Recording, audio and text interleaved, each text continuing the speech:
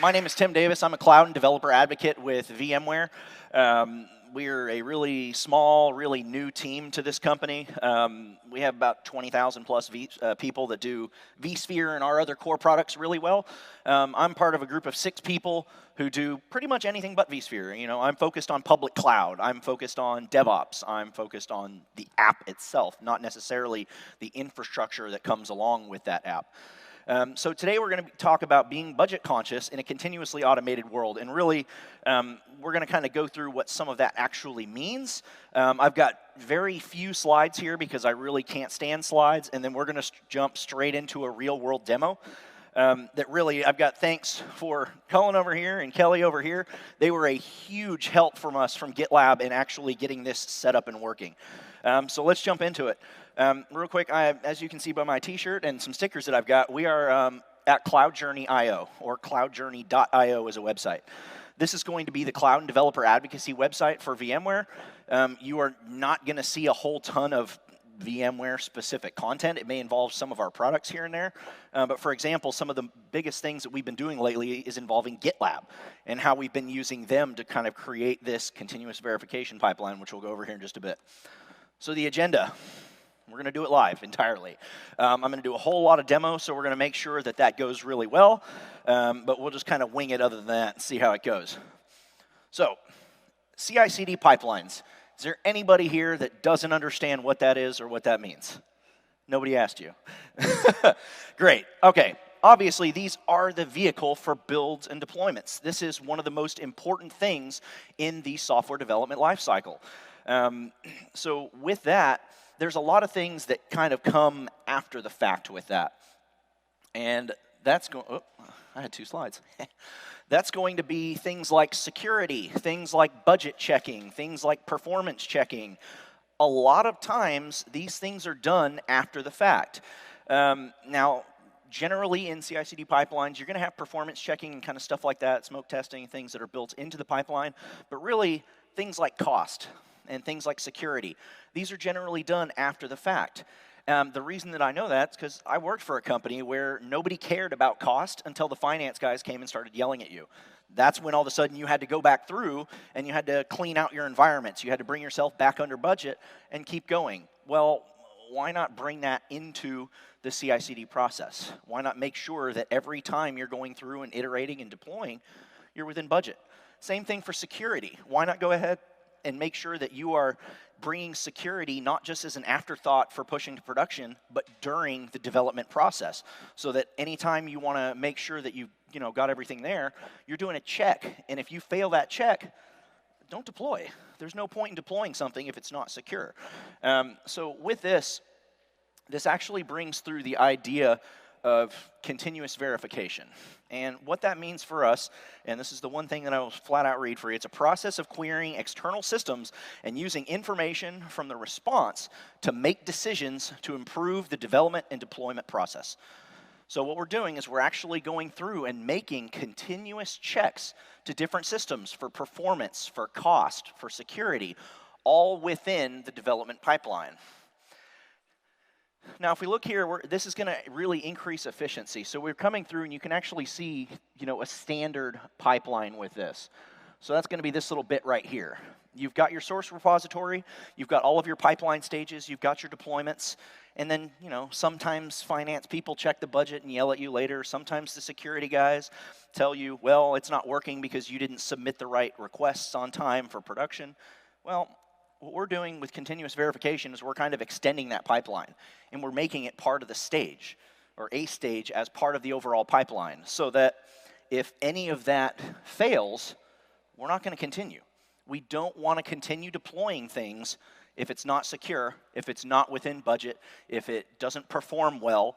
All of this is continuously verifying that everything is the way that it's supposed to be. Now, today, we're really going to focus just on the budget portion. So let's kind of jump into that and see what that looks like. Let me jump out of here. All right. Let me get rid of that. Now, real quick, before we go on, I had a really, really, really massive code change that I need to make here real quick. So I'm going to go ahead and do that.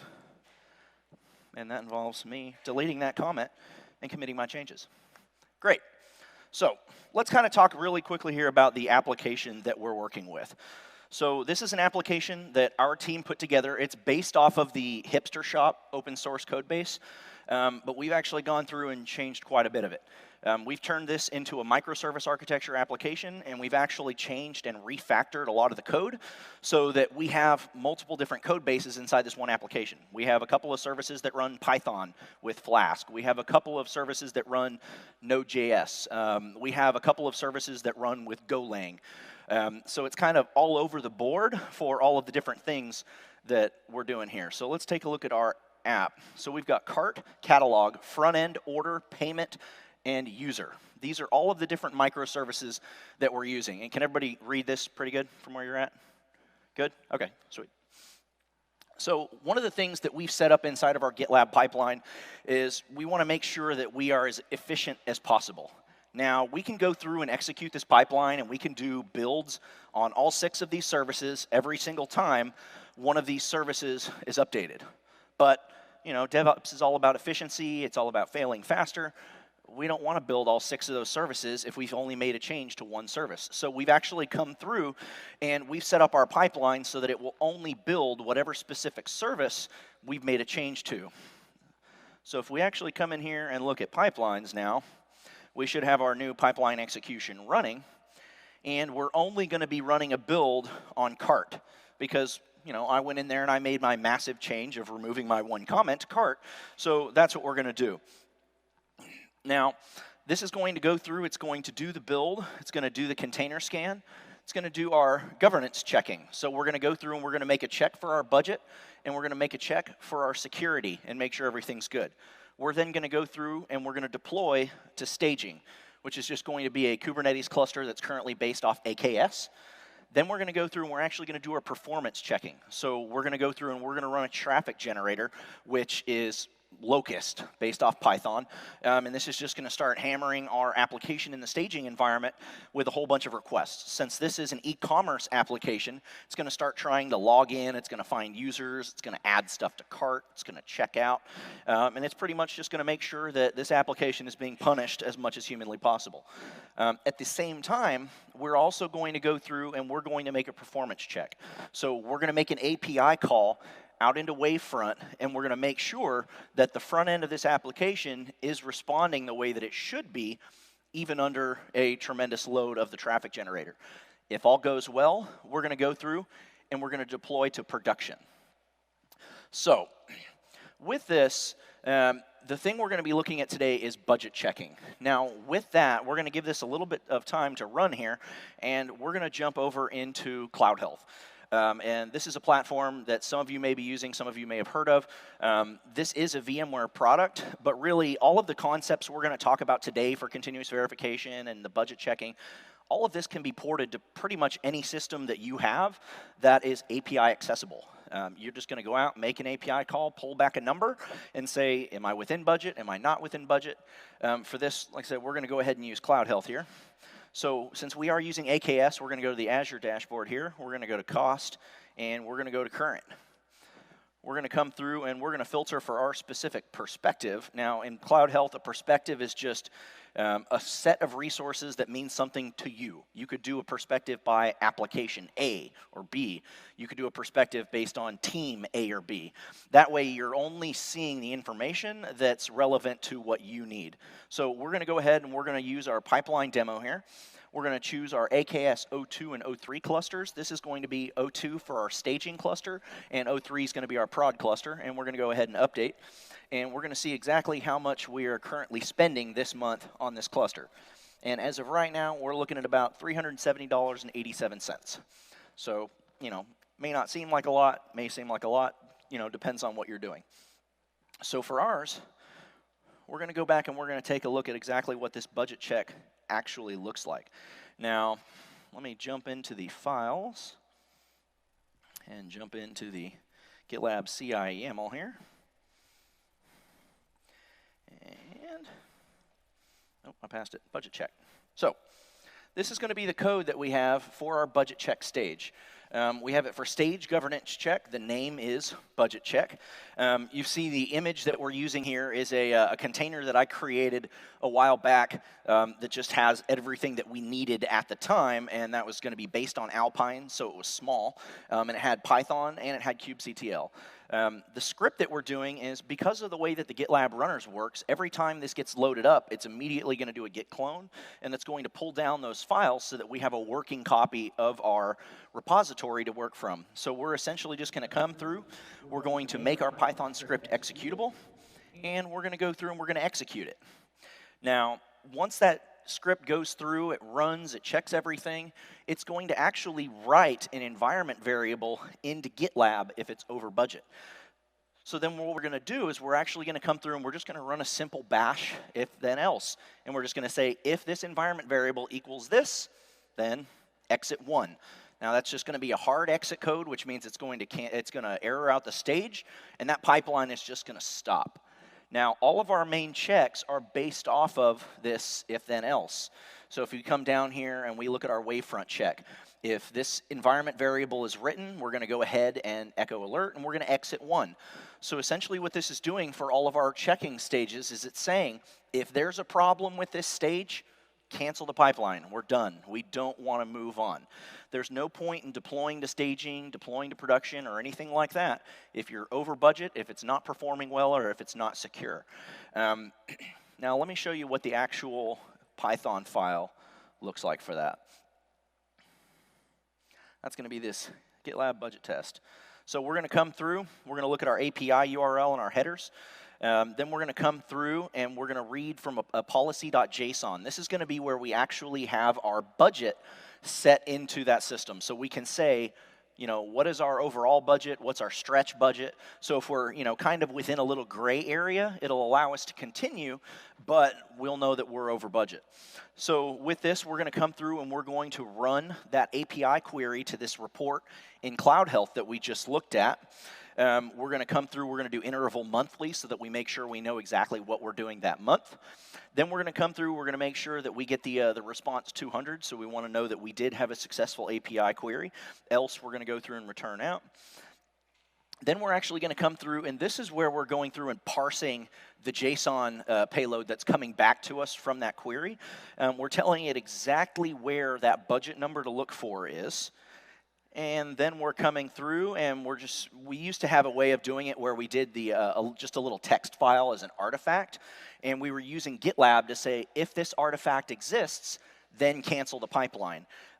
Using flat files and stuff like that is not really the best way, so the newest iteration we have is where we're actually writing that environment variable through, which is, a much better way of doing that than just dumping out flat file artifacts and things like that. So we should have a little bit better commenting in the code to let you know that, but I can tell you that right now. So then we actually come through, and this is where we're going through and running our commands. This is our main function. We're going through and we're saying, if it's over budget, write file over budget. If it's not, then you're under budget, and everything's good there. So let's take a look at that pipeline and see where we're at here. Looks like we've made it all the way through here. So let's actually take a look at that stage specifically. So it's going to come through, and it's going to load our runner. We have a dedicated runner set up on a box in Azure. We loaded this thing down with a ton of resources so that we could try to get through. Our entire pipeline, when you build all 6 services, when you do all of the specific checks and everything like that, it takes anywhere from 18 minutes and 20 seconds to about 19 and a half minutes, depending on how the wind is blowing that day. I'm not really sure why it has such a drift. Most likely resources of some kind, but it's anywhere about 18 to 19 or so minutes for the entire pipeline. So from this, it's going through, it's pulling our runner, it's going to go through and it's going to pull my specific container here, and that way it's got the ability to run Python. It's got all of the environment variables and things like that that we need for that specific script. And then it's going to go through and it's going to do the changes. So it's going to do that git clone so that it pulls down our files so that it can run. We're going to come through and we're going to make our file executable, and then we're going to go ahead and we're going to execute that script. It comes through and you can see that we are not writing the file since it's under budget. Now, this right here is a whole bunch of garbage that's in there, and that's going to be thanks to our fearless leader who writes this Python file, and his way of troubleshooting is having it spit things out so that he knows where things failed. We should definitely clean that up as well, but we're in a live demo, so it is what it is. But what we found is that we've gone through, we've made that query into CloudHealth, we've seen what our overall number is, we've checked it against our policy.json file where we have our 2 budget things set up, and then we've come through and we've said, is this over budget, yes or no? If it's not, since it's not, we've gone ahead and we've written the under variable into GitLab. For that, we've then come through and we've run our bash statement here saying if, $ overage, which is going to be that environment variable, equals over, then exit 1. So if it's over, hard cut. Else, echo within budget continuing. Well, we can see right in here that we're within budget and we're continuing. So we've gone through and actually said, are we within budget? Yes, done a little bit of math here, and we've gone through and pushed through, and the job succeeded. Now, if we go back to our pipeline, we can also see that all of our other things up to this point have passed, and it looks like our pipeline is completely done. We've come through with our security check. Now, we've had to do a little bit of finagling with our security check because we do if violation found false, then exit, because we know we have violations found, but we don't want to necessarily cancel the pipeline for demo purposes, so we kind of flip the logic around a little bit so that even though it does find a violation, it go ahead and passes on anyways. Then we've come through and we've deployed to our staging cluster, and all of these clusters are set up within GitLab using their Kubernetes integrations. Super, super easy, and I know that there's currently great GKE integration, and I did hear just earlier today, like you guys did, that they are doing EKS integration soon as well, and I am standing on this stage right now asking very politely that you guys do this for AKS as well, please, because that would be fantastic. Lots of people use AKS. That's what our team uses more often than not. So I would love to see the better integration with that as well. Because if you've ever used GitLab to spin up a GKE cluster, you literally just click a couple of buttons and it goes for you. It does everything for you. I would love to see that in AKS too. So, I see all the orange bands around here, you guys. Excellent. So we've come through, we've deployed into staging, which really, we've got our YAML manifests.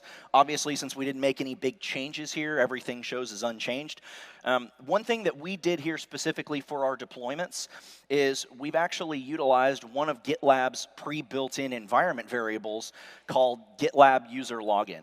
Now, we've actually done some kubectl magic where it's pulling that environment variable and it's going through and creating a namespace inside of our cluster to say, whoever's user login that is, go ahead and create that namespace. If it's already created, then use it, and then deploy the app into there. So what it's actually doing is, if any of our team members deploys, like Odell S, or VTimD, or D Ilson, whoever actually executes that pipeline, they will be the one where that will be the namespace in which the application deploys. Now, doing a namespace deployment based on a user login may not be something that you want to do, but you could also use all kinds of other variables, like what the application name is or what the repository name is. That way you can be a little more efficient with your Kubernetes usage so that you can have things deployed in the same cluster under multiple namespaces, as opposed to just creating different clusters for different things. So that's kind of some of the things that we've used here. GitLab has a whole ton of predefined environment variables, which are really, really helpful for stuff like this. So once we did that, we've gone through. We've checked with Wavefront to make sure that everything's good. And with this, we've seen what our metric is that we're using, so pod container CPU. It's going to be in cluster AKS02. The pod, it's actually going to go through and it's going to know, because I executed this pipeline, it's going to pull the pod from my namespace.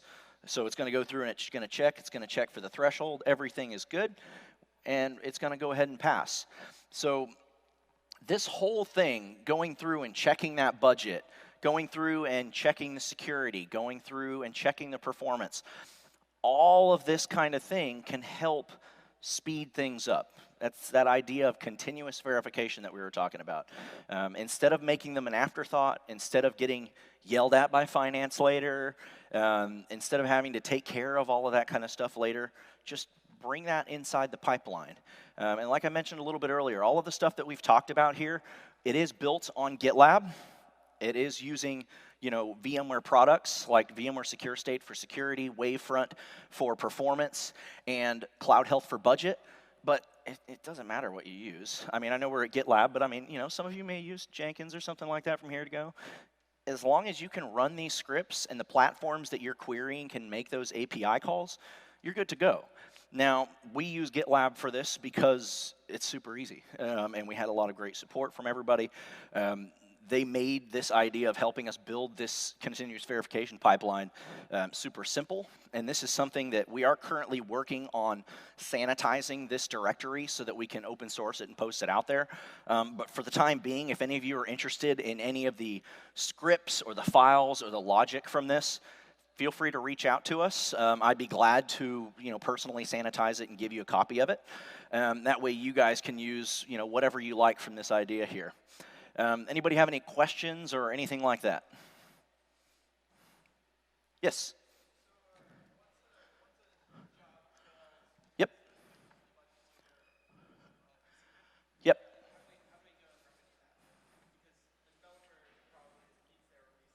Right. So with this, like the actual build itself is done. Since you can see it's the first stage there, the builds are already done. It's already checked into the container registry. Everything's good to go. Can you repeat the question once so that everybody can hear it? Oh, yes. Yeah. So you were basically saying, why fail the entire process for that one thing, right?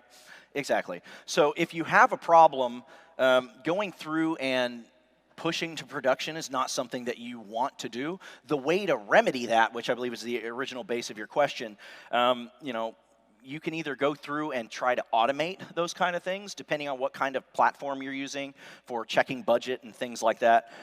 You could script it if you want, but right now, our pipeline is all manual remediation. So if we're over budget, we need to go through and we need to start clearing stuff out. If we are, having a security problem, we need to go through and we need to fix that before we go through and, push those things out. But the whole idea for this is based off that DevOps principle of failing faster. And if we have to go through this entire process just to find out that there was a failure on step 2, that's kind of a lot of wasted resources for something when we could just get to step 2, fail, fix it, and then go back through and re-push it. Now, thanks to GitLab and the way that their job processes and everything work, if you have a stage that fails, you can go through and quickly fix that problem, kick off that job again, and the whole pipeline will keep going where it started so that you don't have to redo the whole thing. So that's one of the great things that we found about the GitLab platform, and one of the reasons why we went with it for our continuous verification. Any other questions or anything like that? Oh, yeah. Oh, wait, I think you got, yeah, there we go. That was fast. Can you unpack the cost, what you're accurate, or what you're measuring in the costs? Like, is it the cost of the change? Is it the cost over time that this change will incur? Like, sure. So as of right now, our pipeline is simply checking how much have we spent this month. Now, we could actually go through and do the magic of saying, this is how much we've spent this month. This is how much this deployment is going to cost, so let's tell you the total number. But as of right now, we're just checking, are we within budget for the total month? Now, CloudHealth itself also has the ability to do projected costs. So as soon as you have all of your stuff in there, you can actually query the projected cost and say, what is our overall consumption for this month going to look like at the end of the month? And if that's over, if that's the number you wanted to use, you could do that. But just for the sake of making it quick and simple for demo purposes, we're just straight up querying how much have we cost already, or how much have we spent already. But yeah, I mean, you could use whatever number you wanted. With CloudHealth, there's tons of different numbers and things that you could query. Or if you have another API-driven costing platform that you can pull out, whatever number works for you, then you're free to do that. Other questions? No? Excellent. Well, I appreciate everybody's time. Hopefully this was helpful for you. Like I said, if you're interested in any of the scripts or the configuration or anything that we did, feel free to let me know. If you want to reach out to us, we're here to help you. And thanks for GitLab for having us out and all the help they've done for helping us get this set up. Thank you. Thank you, Tim.